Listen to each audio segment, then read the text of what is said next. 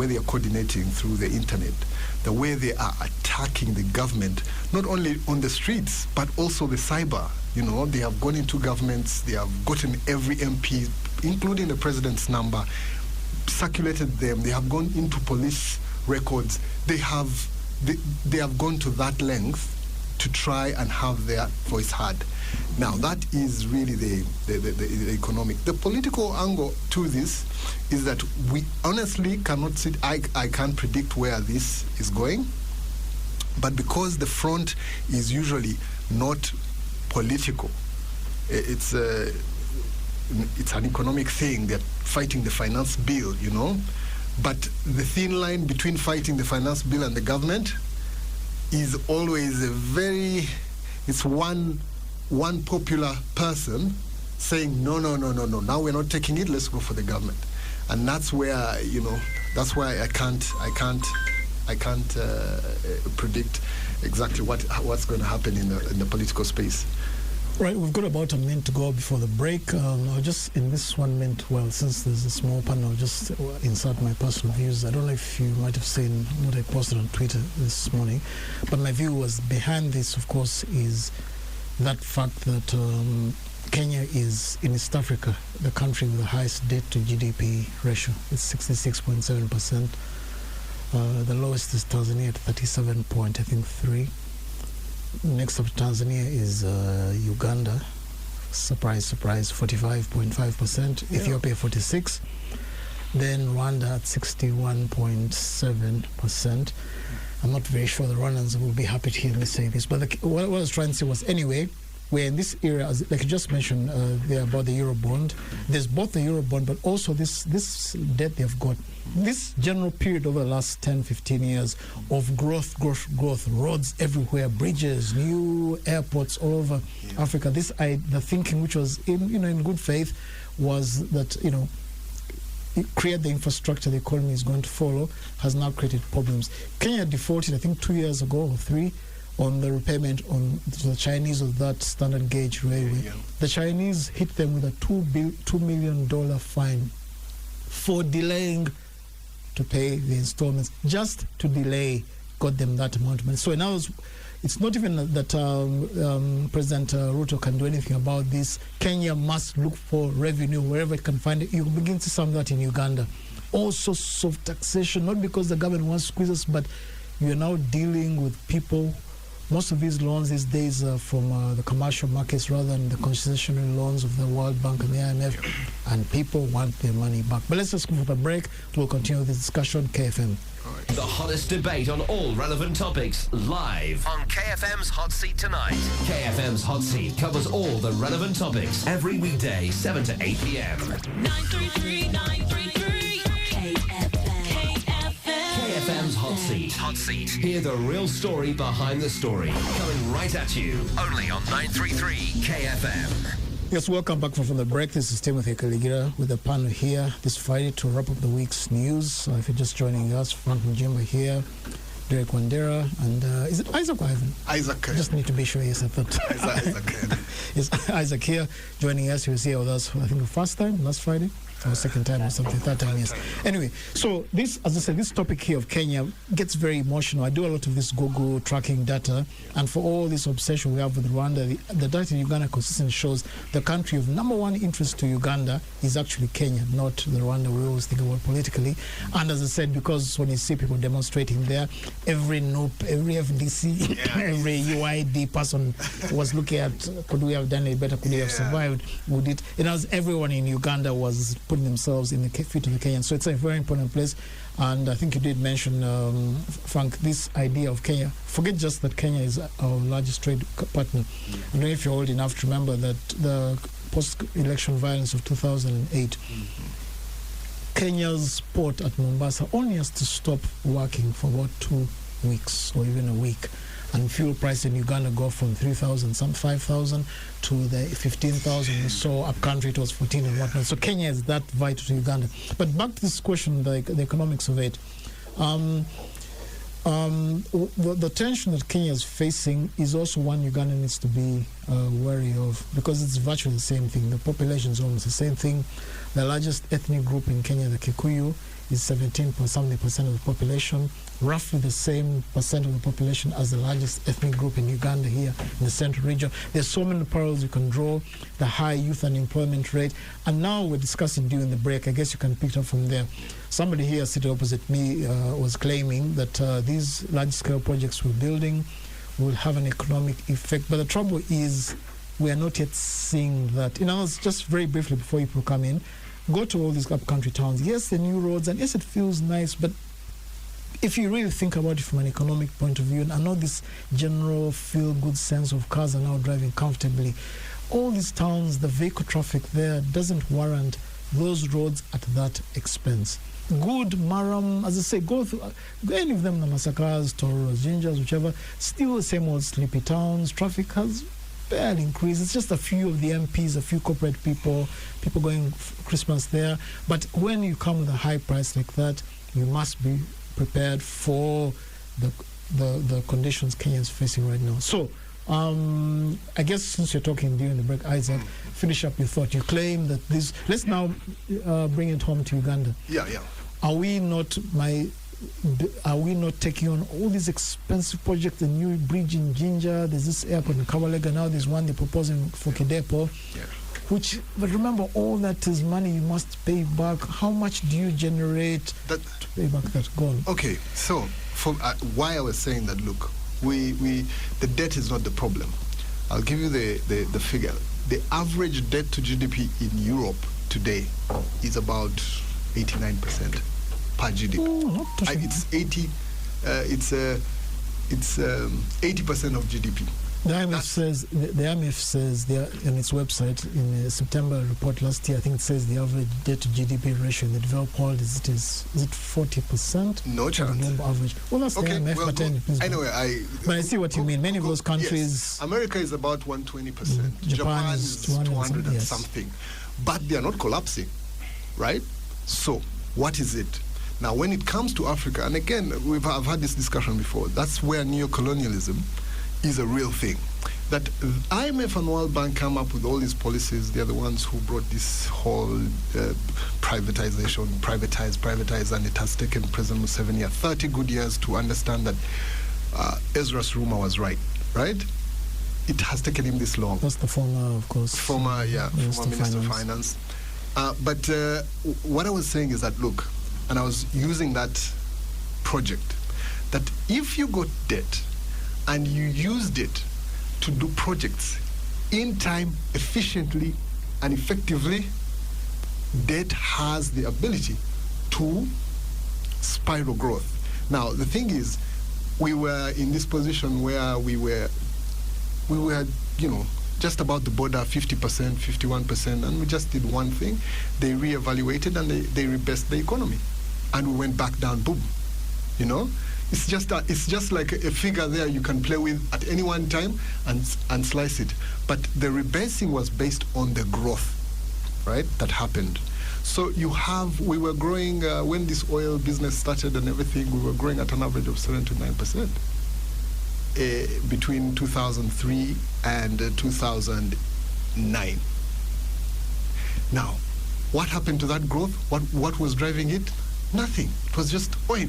Talo, a small company, a very small company in the grand scheme of things, was here busy paying people crazy money, opening up Bulisa, doing all these things. Companies like Three-Way, Bemuga, who brought so many trucks and everything. That kind of growth was driven by one small company operating an oil exploration thing. So for me, I'm saying, look, the problem we have in this country is that the projects we are doing are not being done on time. This week we saw what is happening in the Uganda Investment Authority.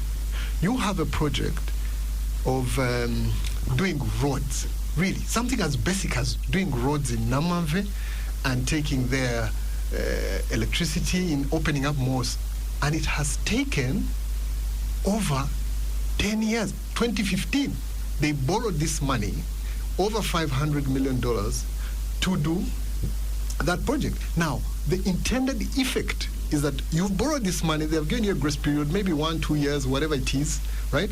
Now you're paying back and you cannot you're paying back, but the project hasn't happened. So the growth won't happen in those projects. That's what Kenya is suffering from. Let me bring in Derek. But the thing is, the few times I've heard you in air discussing the other neighboring country to the southwest, you seem to be very cagey, like most people. But I'm having almost commit you to, if you feel, if you're scared, you can dodge the topic and pass it to Frank. If he's also scared, I'll take it up. Isaac's argument, of course, is the usual inefficient kickbacks, corruption. Uganda is why. Rwanda is, of course, the complete opposite of Uganda, as we know. Everything done on time, do you know this? But for all that discipline, small country, 2 Rwandas can fit into Buganda. Forget Uganda, but just Buganda. 2 Rwanda and Burundi fit into this place called Buganda. So it's even physically, it's much easier to manage in Uganda. But once again, as I say, yes, there's a lot of this PR we hear and all this feel good, but I don't see the effect if Isaac's argument is hours delay. Rwanda does everything on time, but Rwanda's GDP is still a third of Uganda's. After all these 30 years over the RPF government. So, as I say, you're free to dodge that topic. I can handle it myself. I think Isaac's argument has 2 sides, really, that you can look at. First of all, the delays in procuring some of these investments and stuff is one. But also we know that in Uganda, it's a culture that a road, the process of just even, for instance, compensating people who are staying on the roads and stuff like that is more expensive than the road project itself, in some instances. But also, for a country like Uganda, we have known Uganda as being, and we have always said this, which I have not agreed with, that the backbone of Uganda is agriculture. So why do you... What's the backbone? Just something curious. I think we have something else. If you can't say it, then okay, fine. You can't say it, then it's probably shady. So when you are in the villages, the uptown, the upcountry, when, for instance, you drive to Kamdini, you drive to Busia, you drive to wherever, you'll find very smooth roads there. But what are we using those roads for? Because they're supposed to spur agriculture, for instance, transporting crops and whatever to the nearest markets and stuff. But is that what we are doing?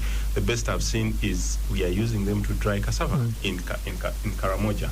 So for a road that was supposed to bring in economic growth from that level of increasing transportation of those crops, it will not even bring a quarter of what we had borrowed for it. You get?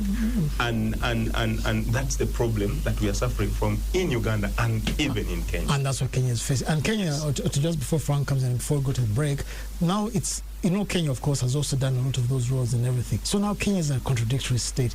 You have this nice road from Mombasa to Nairobi, but then you have the standard gauge railway. So it's like, what can I say? It's not, if it had been like in the old days of the Uganda railway, the 1920s or something, yes, everything was that. So a lot of the transport is done, they have a fairly good air system. So you have this air expensively done roads, the standard gauge railway, and that's just the trouble they're facing. Frank,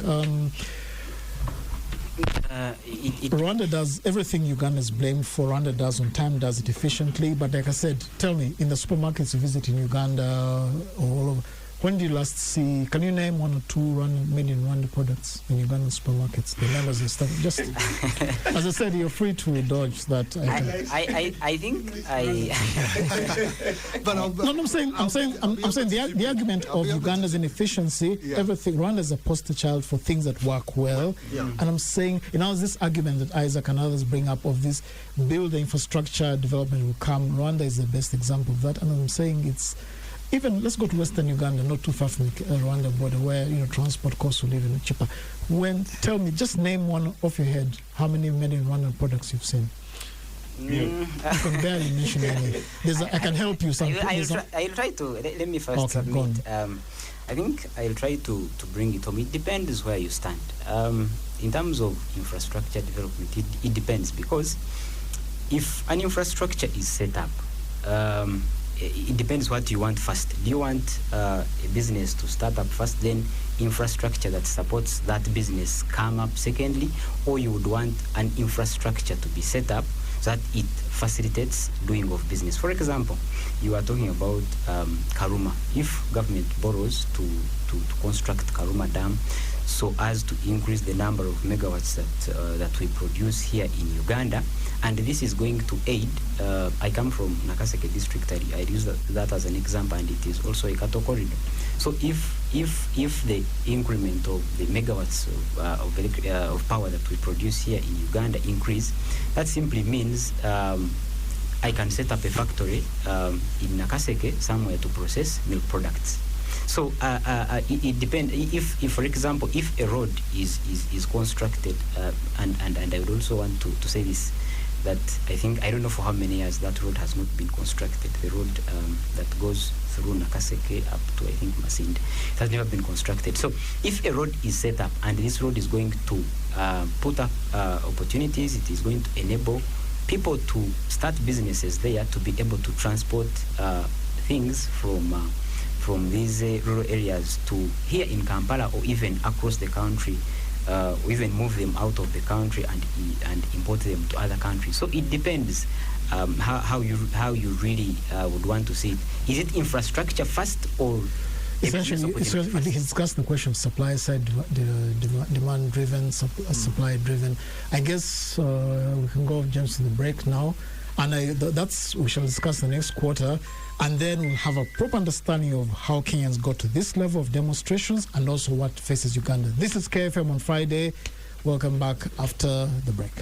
KFM's Hot Seat. It's hot, it's live, provocative, and digs deep into the issues.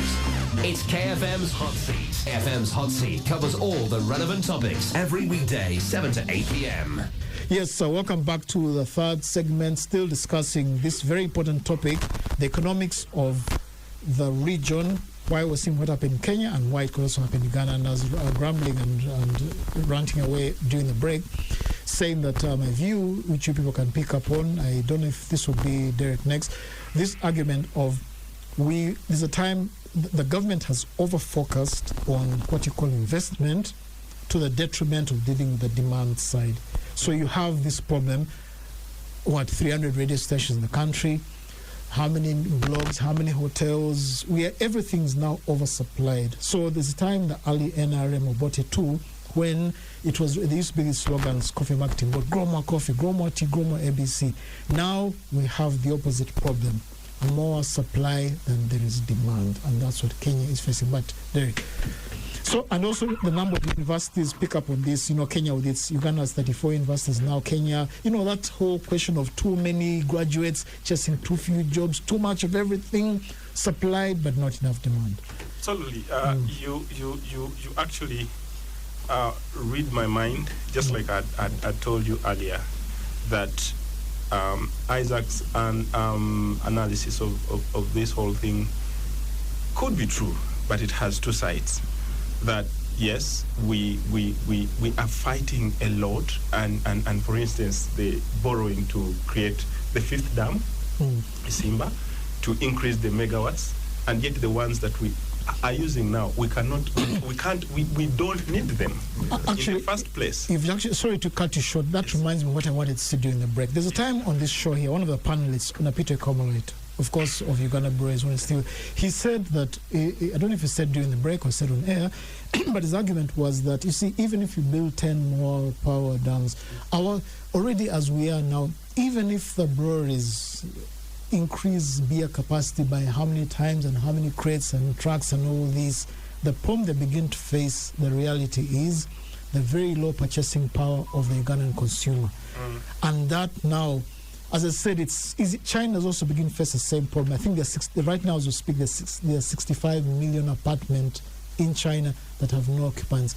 It's very easy to do this top-down supply, build roads, build apartments, build schools, build all this infrastructure, but demand is so much harder to create, to actually get me to find the money to do these things. That's why I say, even if newspaper copies that used to take 8 hours of the Monitor and other newspapers to go up country, even if that time has been half because of good roads, it is 10 p.m., 8 p.m., it is still the same handful of copies sold. Now we're dealing with the question of demand, and that's where Kenyans face a crisis. But please go on. Yeah, and that actually buys into my analysis that we are grappling with the question of demand. How do we increase demand for most of the investments that we're putting in the economies? If you're talking about producing of electricity and you want to increase on the megawatts, what are you producing this for? Is it that because there is a rapid growth of industrialization that this power will actually be consumed domestically, or then are you saying you want to produce more because in the neighboring countries you can do exportation of that power, such that you get that additional revenue to your economy?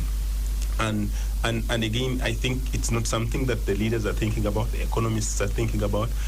It's a leadership problem again, because then when we are luring investors into the country, what kind of investors are we luring into our country, and how are they going to use the available resources that we have? For instance, the power. We have so many things in supply. With the use of the roads, what are they producing into the economy that can spur development, or can utilize some of those very good infrastructure? Maybe just to clarify on something. You see, we're looking at this from a monolithic thing: demand, supply, right? But the demand that can be created by just one project. I'll give you an example. Roofings. One of the new plants that they are doing is to consume about 150 megawatts of power. Yeah? The one in Entebbe here consumes about 50, right? And that's why that area usually has power issues and that kind of thing. Just one company, 120 megawatts. That's what Isimba is doing. What was Isimba's thing? Karuma is 600 megawatts, right? So if you got Hima cement, for example, to consume another 20, or you're getting into mining for something, so it's a thing of you have to look at it holistically. And I was telling you the amount of money that come into one project. For example, we were at 2 billion shillings of Karuma. If that project was delivered on time, with the right professionals, with the right I'm told they're having issues with the project manager. He was not qualified, and everything that surrounds that the Ugandan usual story. $2 billion coming into the economy in terms, even if it was one, you have a $50 billion economy right now, right? If you do a project worth $5 billion, which is very small, that's 10% of your GDP, So for me, it is important that we do these things. But how we do them is so crucial. You talked about Rwanda, right? You talked about Rwanda. And Rwanda is what? The fastest growing economy in the region, which you doubt. But like I said, no, don't doubt in real terms, even if they were growing at 10, you get of 10 billion, it's still going to be small, right? Yes. But when you look at their GDP vis-a-vis their area, the area they occupy, I mean, there's no place in, like you said, they occupied Buganda. The entire Buganda GDP will not be as high as Rwanda, So if you want to compare likes for likes, but for us as Uganda, as a whole thing, we collect something significant. That's why I'm thinking. I know Frank is itching to come, but just before he does, this thing you're saying about, roofings or Hima cement or Kampala cement, whoever take all this, the question then is, yes, they want to have those 2, 3, 4 industrial. Let's say if Kilembe copper mines is revived, they can use the electricity production. But the question then is, it comes down to they're producing iron sheets of cement for whom? And then where is the consumer demand? And that's what Kenya is facing. Yeah, the creation. Oversupply of for me. This is exactly what I'm also trying to drive at. That the consumption is not necessary in the project that they are doing. It is the things that go into that project. So if you have $1 billion coming into this economy, it may not necessarily go to Karuma as a concrete block, but you imagine the number of jobs created by Hima Cement to produce for that project. You look at the whether the electrical engineers, how much they earn. We have a problem is that, again, like I said, you have to look at how our projects are designed. You borrow money from a Chinese bank, and you give the money to a Chinese company. The Chinese company hires its Chinese, There's little of that money that stays within this economy. Frank, you come in. When I was reading the China daily paper, they said, if I should bring some old copies next time on the Chinese, what they themselves say in Africa, the engineers, and they say they had to get all these engineers from Ghana, Togo, Nigeria, and retrain them. They said these people just don't know how to do anything, and explain in detail. When they're trying to build the new international airport in Lome in Togo, they went through the entire country looking for nails to do work on nails. They could not find. They bought all the nail supply, ran out of that, and then they had to import nails from China because they said it just wasn't that. We are that small. But go on, Yes, I'll start with the examples. You gave 2 examples. One was about newspapers. I think for newspapers with or in general, the idea of I just even goods, consumer goods, soda. Then I can proceed. Newspapers. When you look at the reading culture in Uganda, even here in Kampala, there are people who are employed who have enough money to buy themselves a copy of the dailies, but they don't because of the reading culture in Uganda. About Nile breweries, I think. There are so many types of beverages. Yes. There are so many alternatives. So that doesn't mean that people in the villages or wherever these roads lead to do not drink. They actually drink themselves silly, and sometimes they even forget to work. But they might be consuming different beverages. But the URA figures will have reflected all. But go on.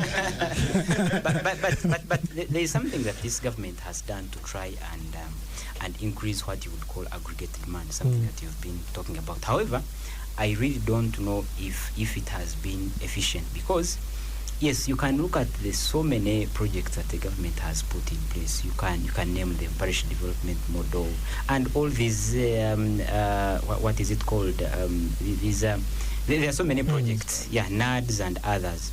So one of the challenges is that funds are not reaching out to the final person who is supposed to use this money. But also, after this person has obtained this money, do they actually use this money for whatever reason they have gotten it for?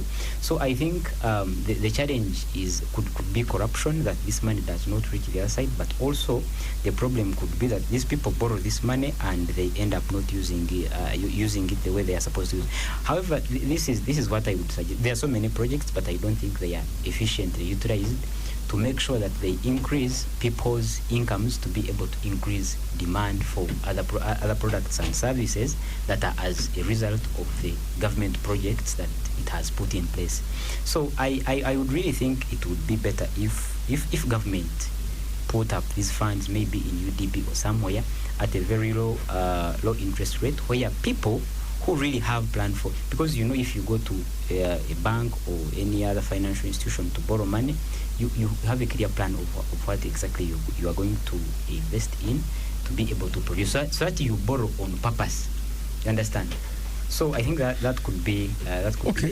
Sorry, I guess we got for a commercial break right now, but in a few seconds, I don't know why I'm talkative today. Yes, but you see, as banks are also discovering there's no real demand in the consumer demand in the economy. That's why banks' biggest clients today is who? The government, treasury bills and all this. That tells you a lot. But let's come back from the break and pick up on this. KFM's Hot Seat. It's hot, it's live, provocative, and digs deep into the issues. It's KFM's Hot Seat. 933 933 KFM. KFM's Hot Seat. Seat. Hot Seat. Hear the real story behind the story. Coming right at you. Only on 933 KFM. Hey people, so this is a Friday show. Timothy Karagira this evening, and it's been an interesting discussion, the economics, away from the usual populism, but that still ties into the story we began with, understanding the strikes in Kenya by the young people of this working age, university age, late secondary school, mid-30s, and that's the exact same population that was behind this rise of the People Power movement in Uganda, NUP, and also the central part of the Uganda as the central part of Kenya. So now what we're seeing in Kenya is exactly a mirror of Uganda, and that's why we've dwelt a lot on it tonight. Let's see, Derek. I guess now we begin to... do you see it sustainable, these heavy populations, young people, and what I've been saying? And remember also, we're competing against Chinese products, all these industries that should have taken... Anyway, you just go on with... Yeah, I think Kenya ought to do better. Kenya still grapples with all sorts of problems, just like Uganda, and corruption is one of them, very heavily there. And also there's an issue of prioritization, placing these priorities very right. And it's a problem that comes with the kind of leaders we have, that we've groomed in the country, in Africa and all these countries. We know what Kenya is capable of, and every Kenyan knows what they are capable of. When you are in Kenya, you sometimes feel like you are in a different world, where there's a lot of aggression in terms of adaptation to work, and work ethic is there. So the people expect that this energy that they put in needs to be supported and hampered by their government, by the leadership, by giving them good tax regimes, good tax policies and things like that, which they are not seeing. And they are justified to be on the streets. So the brokenness of Kenya is the same brokenness that we are seeing here in Uganda, same brokenness in Rwanda, in Sudan, and all those countries. And like you said, Tim, I think the next is going to be Rwanda. If they do not address and learn from what's happening. Of course, Uganda, we are not sure whether we want to go, because what's happening in Kenya right now, every Ugandan is itching and they're saying, I wish we were the one doing this. We wish we were the ones on the street. But unfortunately, we have not. We've been to the streets for various reasons, and this is not in as big masses like that. So, for me, we expect a little better from Kenya. Frank, vis-a-vis what's up in Uganda, do you see a time coming, God willing, some would say, when we also do one of those walk to works? Why are you saying God willing? I'm saying many of the listeners, by the way, say exactly that way.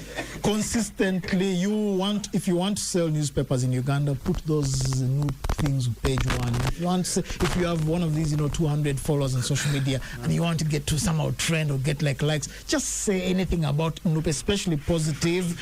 Somehow that's when you will get. It is just that reality when it's that. And remember, this anger in Uganda, just in case, is in the main industry. Like I said on NTV, the day election results were being announced, 2021. Busoga and Buganda, where that voted heavily in NUP, is also the main economic hubs of Uganda. But please go on. Lessons to learn from all this. Kenya. I really think Kenya has gone through a lot, like you were saying here, from 2008. So they are really hardened. So many things have happened, and I don't think, apart from the economic challenges that we face this side, there is anything that has gone through the border to come and cause chaos here in Kampala. So I think probably the DNA is a little bit different, because we've had Ugandans have had their chances to protest. Recently we had Ifris that was causing problems here, but the city was not set up. Because your people shoot protesters dead. Who was shot? There's Unlike nobody. Kenya. I'm saying Uganda, but go on. But there are also soldiers on the streets of Nairobi. So yeah. So I really don't think anything big is going. Okay, for Kenya, I think they are going to overcome this. When you go to Rwanda, I don't see Rwandans protesting against anything. And when I really don't think. They will not. Yeah, they cannot. Then when you come back here to Uganda, I think the government of Museveni has learned how to solve such issues. So such issues that are paining people. When people are protesting against taxes, then I think the government will find a way of. But he can go ahead. Well, I mean, for me, depending on how you look at the prism, half full, half an optimist versus a pessimist. Pessimists like the opposition people who are looking at what's happening in Kenya with so much envy. I think Besigye tweeted "Fuata Nyao." I think what does that? If you grow balls, something like Ugandans should grow some balls, no? Yes. I don't know. I'm sorry if it's not radio language. It's not radio language. Yeah. Asking. Yeah, fuata. He had to put it in Swahili for the impact, for that emotional impact. Yeah. But for me, largely, again, the thing is the protests have failed, right? They have failed in the sense that what they want is not being achieved, in the sense that the bill has gone in the second reading, it's going for the last and final reading, and of course it's going to pass because Ruto has been has managed and persuaded some of the legislators that look, he's not taking the populist stand. This here needs to be done for us to get out of this. So whatever the protesters are going to do, unless now they change strategy, tactic, and go for the government, that is a different ball game. And but we have seen it severally in other jurisdictions, Sudan, where it started with bread and the government fell, in Tunisia and all those other places, Egypt. So for me, I believe that it's going to fizzle out, within maybe after the bill is passed, and then they can do their politics. Thank you, Isaac. Thank you, Derek. Thank you, Frank. My parting shots in a few seconds will be, well, maybe you said it won't achieve. What they've achieved, the one thing they've achieved is not what they wanted, but the sight of this Kenya that's fairly... Kenya is the seventh biggest economy in Africa, let's not forget. It's quite a substantial African country. To see so many young people spontaneously educated, people angry, will have a secondary effect to put the government on its toes regarding matters like corruption and whatnot. So now it won't achieve what they wanted directly, but as a center message of, hey, we're awake and none of this talk of money vanished, these Daily Nation front page stories of millions stolen, billions stolen, that's a good effect. So thank you very much for listening in. I hope you've enjoyed the show. Quite informed listeners. And news coming up next, then I guess the case zone after that. Have a nice weekend. The hottest debate on all relevant topics, live on KFM's Hot Seat tonight. KFM's Hot Seat covers all the relevant topics every weekday, 7 to 8 p.m.